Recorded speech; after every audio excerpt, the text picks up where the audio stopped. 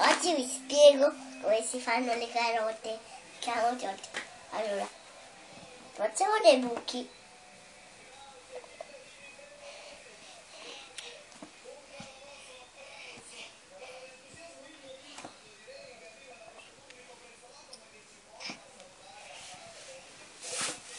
Poi prendiamo la bacchetta e mettiamo giù così,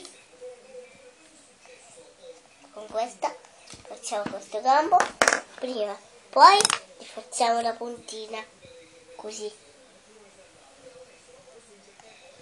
carota così,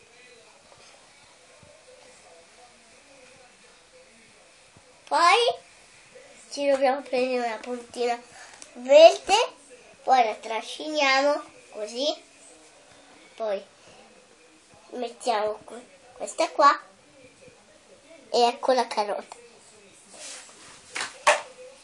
Ciao!